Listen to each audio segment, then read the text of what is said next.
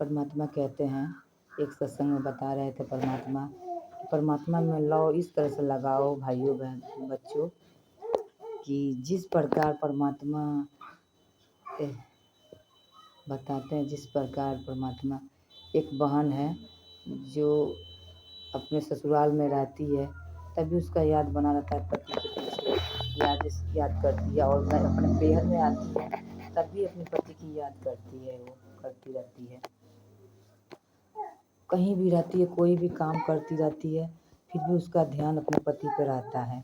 उसी प्रकार से आप लोग भी अपने परमात्मा पूर्ण ब्रह्म परमेश्वर भगवान के ऊपर लय लगाइए।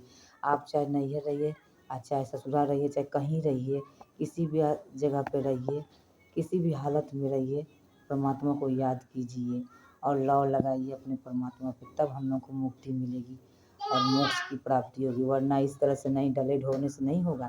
आश्रम वाले भाई बहन जो डले ढोते रहते हैं हर वक्त, उन लोगों के पास भक्ति नाम की कोई चीज़ नहीं है, सत्संग नाम की कोई चीज़ नहीं है परमात्मा के लिए। एक पवन भगत जी तो बताते ही हैं, उनको तो लोग गुरु बताए, लेकिन क्या आप लोग नहीं जानते हैं 90 डिग्री वाले भगत भी तो उसी आश्रम से निकल के बाहर आए हैं और अपना भक्ति कर रहे हैं घर बैठ कर के। आप लोग नहीं देखते हैं, आप लोग सोचते हैं वो गलत है। देखिए आप तो पता ही चल जाएगा कि किसको परमात्मा गले से लगा रहे हैं, किसको नहीं लगा रहे हैं। आप लोग की भक्ति भाइयों बहन चल नहीं रही है, आप लोग सिर्फ एक डले ढो रहे हैं। भक्ति का मतलब क्या होता है, सेवा का मतलब क्या होता है? सेवा का मतलब होता है परमात्मा की सेवा कीजिए।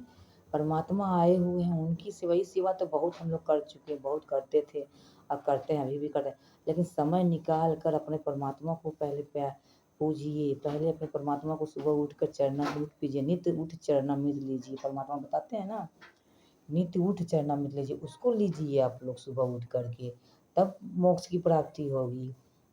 और उसके बाद नित्य नियम कीजिए, उसके बाद परमात्मा का चरण सेवा कीजिए। उसके बाद बहुत बहुत बातें हैं। हर वक्त मैं तो हर वक्त 24 घंटा अपने परमात्मा का ही याद करती रहती हूँ। कोई भी काम करती हूँ तो अपने परमात्मा को याद करती हूँ।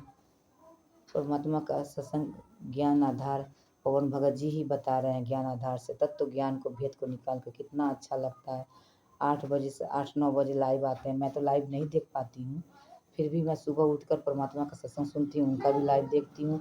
आज मेरे घर में किसी प्रकार की कोई परेशानी तो नहीं है, फिर आप लोग उनको सत्संग क्यों नहीं सुनते हैं? आप लोग उनको गुरुद्रोही करते हैं। गुरुद्रोही का मतलब क्या होता है भाई बहनों? परमात्मा को तो सब लोग देशद्रोही कहते हैं। क्या देशद्रोही परमात्मा हैं?